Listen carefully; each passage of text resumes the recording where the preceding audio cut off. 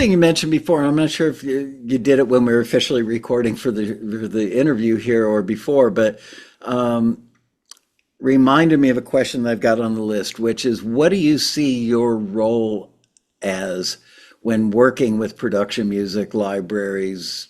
Because so many musicians I've met that are new to the game, it's all about me because that's the record industry and the rock and roll world they came from. Yeah. Creative people, it's book authors are guilty of it, actors are certainly guilty of it. It's Hmm. all about me.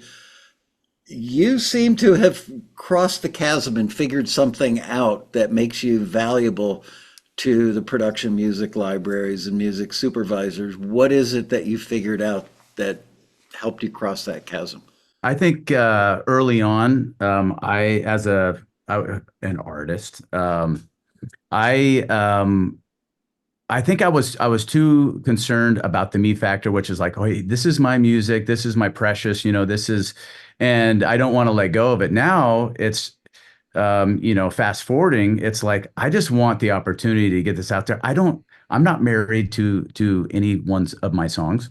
I want it to be able to be something that I can record, get it done, get it right, be able to work with the publisher and make any edits that need to happen, all that, and then I just let it go. I think you said it best, you guys, about what was it? Uh, write, record, Oh yeah. submit, forget. It's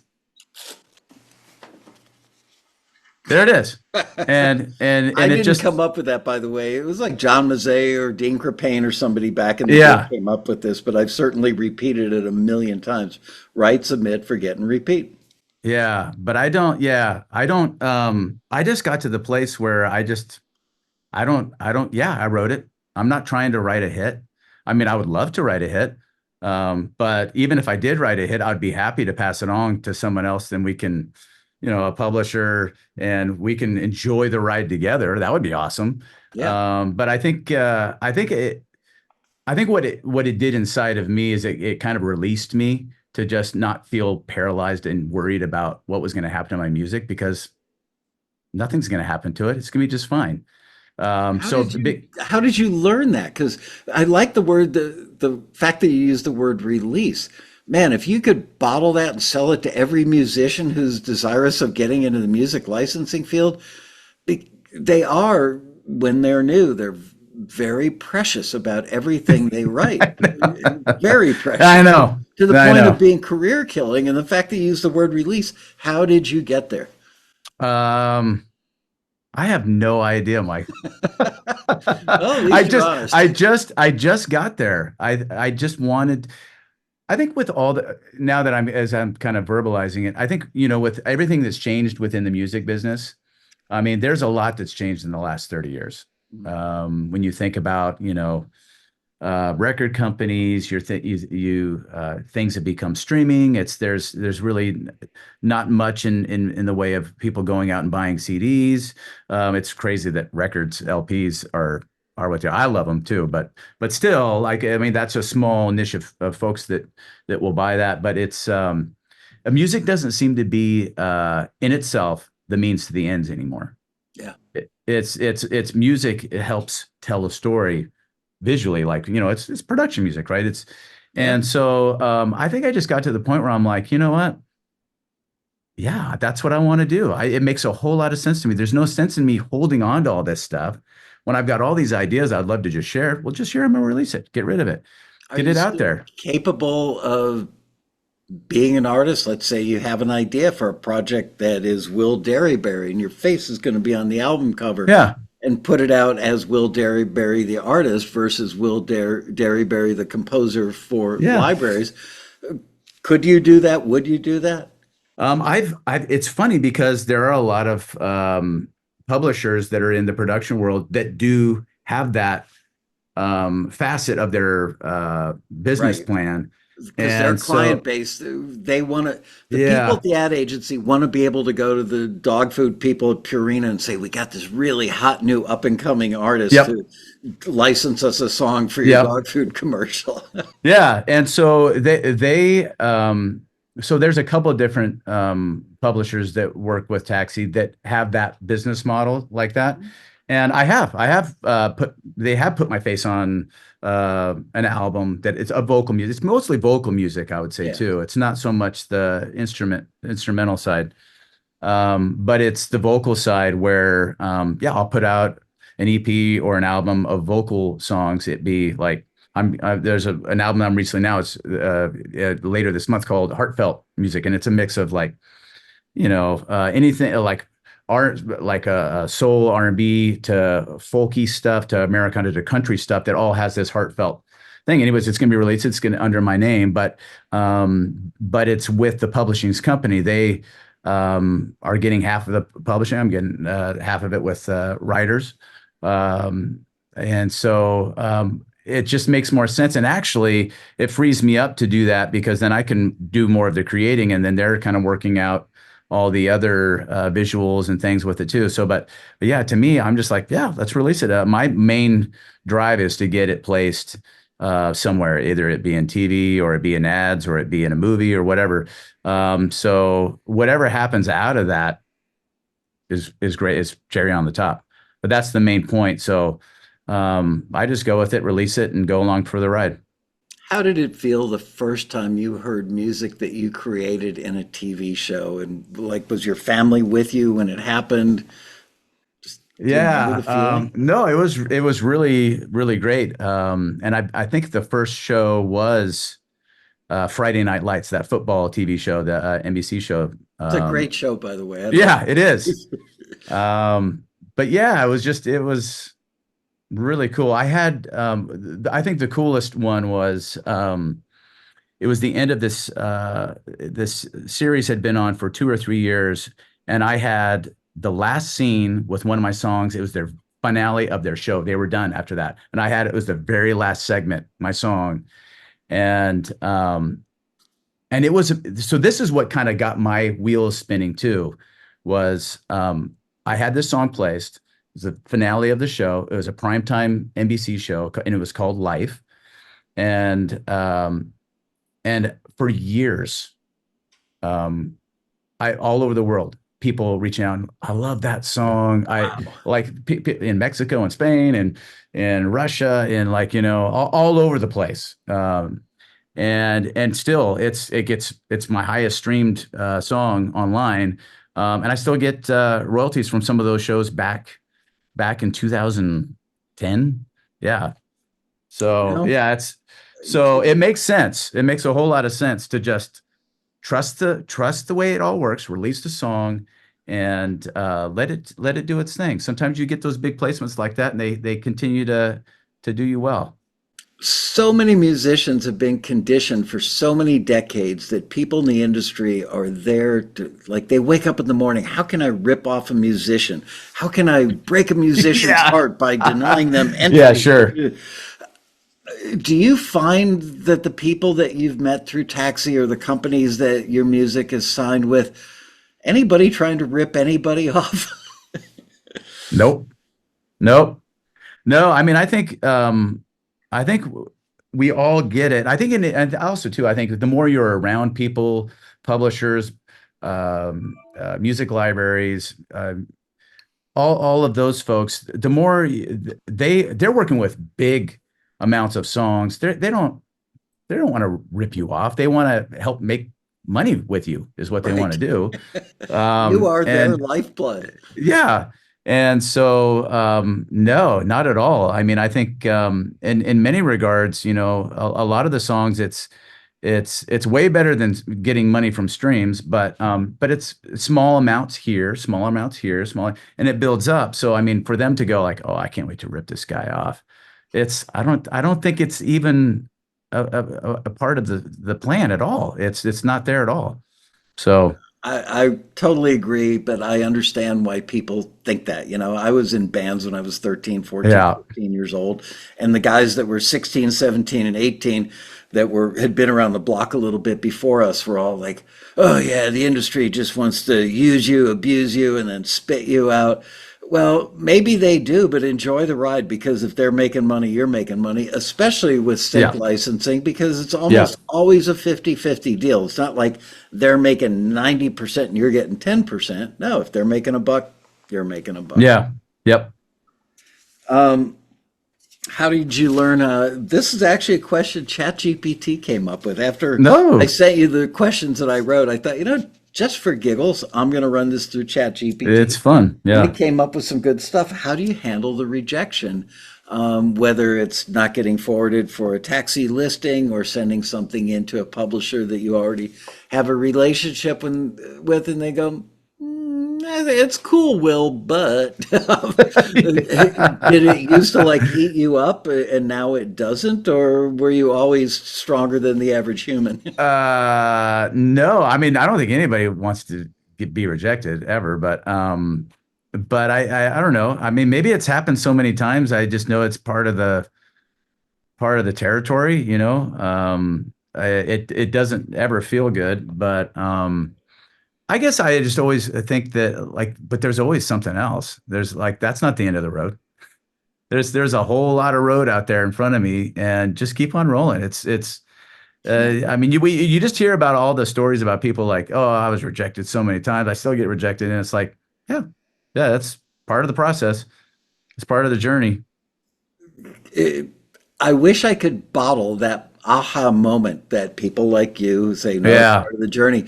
Like, what makes that switch get turned on where you're able to handle that? Because it is nobody, I mean, Matt Vanderboom, arguably in the top five most successful taxi members Hmm. of all time, he still gets rejected. And people, the screeners don't forward him because, oh, it's Matt Vanderboom, so we know we should forward him. None of that Yeah. goes on. I mean, so he's Yeah. got to deal with it too. But you don't, and not every golf shot is a great shot Yeah. Yep. or the right Yeah. shot. It might be a great shot on the seventh hole, but not on the ninth hole. Yeah. Well, I think it's what I mean. If you're not failing uh, a good amount, you're probably not really putting yourself out there enough. You're probably not trying hard enough. Yeah. And so, I mean, I think that's just it's a good thing. I think you learn a lot from rejection, from failure, from not getting all the kudos that you would really want. But yeah, I mean, I think I mean, it's there is some grit that one needs to have to keep it rolling. But I think that's also why it's great to have a community of people, of like-minded people around you that have the same experiences as you, like the same failures, the same kind of rejections. 'Cause that way you can just go, oh yeah, I'm not the only one. And That's a great point. that totally helps. Let's talk about the community a little bit. The road rally, you mentioned that in your email to Liz, which ultimately resulted in this interview. Um, Only a fraction of our members come to the road rally. We go to great expense. Hmm. Nobody has to pay for it. It's free. Obviously, Yeah. people that need to fly in have to buy a plane ticket, got to buy, 3 or 4 nights a hotel room. But um, I just don't understand if somebody said, I'm putting on a conference that will get you so much closer. And I hate to keep throwing golf analogies out there. I don't play that often. I'm not that much of a golfer, but Maybe you ought to get out and play. Maybe yeah, that's but it's a good analogy. And that is that if somebody put on a conference and I could go from being a weekend hacker to somebody that was a contender for the tour, I'd go to that conference, and I don't understand why. But one of the things I hear from people is, well, I'm going to wait until I've got a catalog to pitch before I go. Is that a yeah. good plan or a bad plan? Yeah, yeah. No, I've told people that I got to the place where I write to briefs. Because that's my plan. That's my goal is to Right. get Give them what they into ask for. yeah, give them what they ask for. I mean, I think maybe if you're like going, I want to you know get warmed up, so to speak, get my chops together, and maybe before you start submitting, you try out some songs, try out some different, do some test runs. You know what I mean? Yeah. But to do a full album and then think that's what I'm gonna use to pitch to whatever briefs kind of fit. That's a disastrous plan, I think. Yeah, I've heard So people say, I feel like I need at least 100 songs to join Taxi, to which I would say, no, you don't. You're better off having none and doing exactly what you just said, writing the briefs. But yeah, then the question is, how do I, because I spend a month working on a song, I'll never be able to, put Yep. together a song in 3.5 days or whatever time constraint there is. But that's the whole sync industry, is everything happens Yeah. pretty quickly. How did you go from being artist guy to I can bang out a song now really quickly? It's an acquired Yep. skill. How did you Yep. learn it? Yep. Yeah. So I kind of look at it as like when you get ready to paint, there's I mean, it's like a like room? like a room, yeah. Okay. Like it's mostly prep that you do. It's all that prep that you do before and it's so tedious and so frustrating at times. But I think that's a lot like, when you're getting ready to, let's say, write something that is in the style of Dua Lipa, for instance. Like go listen to it. Don't even think about working on writing a song at this point. Just go listen to the song and start creating a template within your sequencer. Figure out what instruments are going on in the song, and start going through your library of sounds, listen for it, find something that's close to it, save it on there, go on to the next instrument, save that onto your whatever dog, whatever you're using, and just get all the instruments in there. And then what I've told people, and this is probably not a great thing to say, but I think it totally works. Actually, take that song and record it as close to it as you can. Just take it and try to copy the song. Right. Don't use that song to Right. enter it in, But you're but teaching but yourself but you're about the teaching yourself how production. to do it. You're Yeah. teaching yourself how to do it, and it might take you a while that first time, right? But when you're done with that, you can erase all the copycat you just did, and except for the template of all the instruments and everything, and and then you've got a template there. And let's say you're like, yeah, I'm gonna write 3 or 4 songs in the style of Dua Lipa. Now I got my template. Now I can get into it. Now I can get it. I've already worked on, I know what the form of the song is because I just copied the heck out of it. I know what the form is. I know how I can arrange it because I just copied it. But you can mix it up and change it up. But you have all your instruments there and you can get it done very quickly at that point. And you can do it one after another after another. And so that's what I do. I save all my templates. And when something comes around that's in the style of, I'll go back to some of my templates and I usually have a few different ones and I'll go, okay, that's pretty close. I can probably use that. And maybe I have to tweak a couple instruments here and there, but that's how you do it quick. It makes perfect sense because, as we all know, it's very easy to piss away 6 hours looking for the right kick drum. So if you Oh found yeah. it 9 months ago for another song, Don't do it now you go again. back to it. There you go. You just saved yourself hours. If you were to do, each instrument from a fresh perspective on every track, it would take you forever to do each song. Um, do you have any advice, going back to the community thing for a moment? The road rally in general, for people who have always shied away from coming because maybe they're shy or they're introverted and they feel like they're going to get there and like 2,000 people are going to be looking at them going, new guy, or or my music isn't good enough, or whatever reasons they have not to come. What can I do better to convince them that they're Yeah. missing the most golden opportunity of their lifetime for living the thing that they Yeah. dream about? We're all insecure. I mean, come on. Like we're all insecure in some way or another. When you bring your music to the table, the things you're most proud of and passionate about, and it's scary, but we're all in the same boat. We're all doing the same thing. And so, I mean, if for me, thinking about it that way, we're all in the same boat. It really does help me, for me at least, come out of my shell because I would say you know, I would consider myself introverted, but when I know something that is important to me, and I also know I can empathize with other writers out there that are going through the same thing, and want to do well and want to connect. There's just a part of me that goes like, forget it. Like this is an opportunity to meet people where they're at, to empathize with them where they're at in their writing journey, and just know that I'm there. We can be pals. We can talk this through. We can empathize with one another, you know.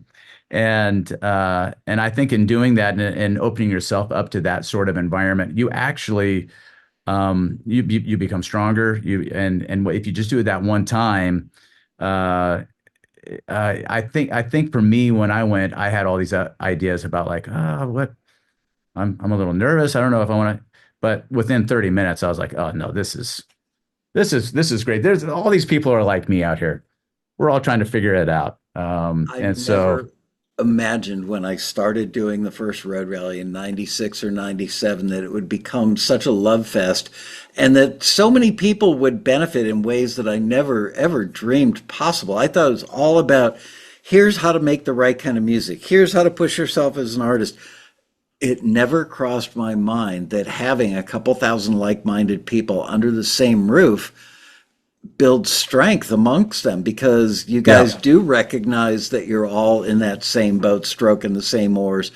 Have you made friends at the road rally that have become collaborators or people that you stay in touch with on a regular basis? Anything like that? Yeah, every now and then I'll reach out to some of the folks. Like Andre, who does the classical guitars. I've Love reached out Andre. to him a few times. He's awesome. But just getting ideas about different guitars and this and that. But yeah, there's people I've reached out. I actually, it was really cool. I felt really happy about a gal that I met that played violin, and one of the publishers that I work with had sent out a request to some of the writers that they were looking for someone who did some violin and maybe some other types of things with violin and strings. I'm like, oh, that's so and so. I can forward that on to him. And it was great to be able to have that contact and go like, yeah, I'm going to take the time out and actually do that because I would love for someone to do that for me. So I'm going to do that. So I think that sort of stuff is meaningful, to be able to be a part of and help people out. There's a library owner that I'm very close friends with. We talk virtually every day, even on weekends at midnight kind of stuff, texting a lot, sending a lot of funny musician memes back and forth or that kind of stuff. But we're actual friends, not just industry friends. And Yeah. he did something once that was the moment where I developed a loving respect for him, which was he called me up and said, I heard somebody, he asked me for another library owner's phone number.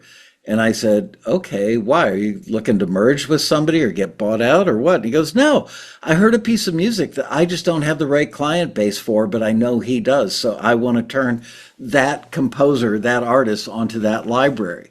So he Yeah. was taking That's 5 minutes awesome. out of his day to do that thing. Yeah. And that pay it forward thing is what has happened at the road rally, where everybody seems to be Yep. helping everybody. You get the Yep. most sophisticated, most experienced, most longtime successful taxi members stand in the same registration line waiting for their badge with everybody else. Here's somebody that's scared to death. First road rally, they flew in from Singapore. They took the Oh van from God. the shuttle van from, the airport to the Westin. They went upstairs, took a shower, threw on a clean shirt, came downstairs, got in that line, scared to Yeah. death. And 20 minutes later, the guy standing next to him says, I'm going to the bar to grab a beer. You want me to get you something? And that starts a friendship that 5 years later has turned into Yeah. musical collaborations and stuff. Yeah. Yeah. No, I think you're right. That's where the road rally does shine, is that there is a real strong essence of support for sure. Looking back at your entire, and frankly, I mean, you're off the launching pad and maybe you've gone into orbit, but I see a much bigger future ahead for you because I know your music, I know your personality now. I have no doubt that you're going to be one of those people that's got a nice little retirement fund coming in all the time because you made music now at this stage of your life. Yep. And 20 years from now, you're going to have 50 grand a year, 100 grand a year that's going to be coming in from all the stuff that you got out there now. Is there anything that you wish you had done in the beginning, now that you've got the Hmm. experience and the knowledge? Hmm. What did you screw up that you wish you could go back I and wish I would have stayed with Taxi in 2007, to be honest with you. That's one of those areas that I wish I would have done differently. Um, uh, but yeah, there's a lot of things that I go like, oh, I hated it when that happened. I hated it when I went on this trip to Washington and I had to sleep in the car with all the bandmates' wives and kids, and like that sucked and that was terrible. Um, and a lot of stuff was not fun, but it was meaningful, if that even makes sense. Like it was, Part of the journey. I don't know that I would really want to do it again, but I know that it made me who I am now. And my life doesn't suck. It's challenging at times, but I still wake up every day and want to move forward and have things that I'm hopeful for. And yeah, that's that. There's not a whole lot I would change, but Wow. yeah, there's certain areas I wish I would have had a little more. I would have been a little more forward, maybe a little more bold. Um, That's so and funny and because I see you as having, I've seen you on stage and you become, you're magnetic when you're on a stage. And I'm not just saying that because I'm huh. interviewing you, but I remember you played not last year's rally, I think the one before maybe where you Oh played yeah, a showcase for one of our that's sponsors or right. something. Yep. And I was sitting like dead center in the room, probably 20 feet back from the stage going, holy crap. Huh. I already knew your music because, I can't, maybe you were on one of our compilations or something. Oh, I bet you that's right. Yeah, Yep. that led me further down the rabbit hole of checking out your other stuff. So I already knew where your level of skill was at, but I had no idea that you'd be that good on stage. So I can't Huh. imagine you having insecurities or self-doubt or any of that stuff based on the Will Yeah. Derryberry on stage with the guitar in his hand. Yeah, no, I mean, I think I got better at that as I got older, as far as being on stage, but it just, just as far as being able to be bold, in selling myself to other people, I really, even today, struggle with that. But yeah, I would love to be able to be a little more bold in that regard, and it's hard. It's hard for me. It's hard for most people, especially Yeah. creatives. I've definitely noticed that. When I rolled out Taxi, I thought it was the greatest idea in the world. Just having a great idea meant that people would flock to my front door. And after 9 months of not a lot of people flocking anywhere, I started reading marketing books, and they all said the same Yep. thing, which is you got to ask people to do what you want them to do. So there's your Hmm. boldness factor. I Give love it. them, there's a famous book called Influence by Dr. Robert Cialdini, and they did a test in a psychology, like a college psychology class. A woman standing in the courtyard of a bunch of apartment buildings is pretending she's being accosted, whether sexually or physically, however, and she's Yeah. screaming, "Help, help, help." And of course, nobody helps her because people don't want to get involved. Yeah. So they brought her back or put her in a different neighborhood like a week later, and they had her scream, "Help, call 911." And by giving people that specific The extra. instruction, the Yep. phone was ringing off the hook at the cop shop because she gave the instructions. So there's your boldness factor. You don't get, Be specific. Yeah. yeah, what you don't ask for, people ain't going to give you. So Yep. I should do a Yep. class on that at the road. Yeah, man. Well, this has been great. I'm really, really grateful for your involvement in Taxi, your trust in us, and I'm Yep. really happy that it's working out well for you. And I'm really happy that you sent the email to Liz that caused her to come to me and ask me to Yeah. be our passenger profile. Yeah. And by the way, like I've had some interfacing with your taxi staff. They're awesome, by the way. Thank They you. are really awesome. So well done in hiring a bunch of great people. Thank you. We take a lot of pride in the fact that you don't get a robot when you call our phone number. Yeah, no kidding, huh? Yeah, not press one for this, press two for that, and you're the 13th caller. We'll be with you in 47 minutes. Yeah. Oh, Just yeah. get a live human being a taxi. Yep. Well, I will Yep. see you in 2 months at the road rally. I made a note about Yep. the class I want you to teach Okay. about SMART goals. And Woo. I'm going to talk to Angel about that because she's in charge of scheduling all the classes. And thanks again for doing this. Appreciate it. Yeah. Yeah. Thanks, man. We'll All talk to you right. soon. Will Derryberry, ladies and gentlemen.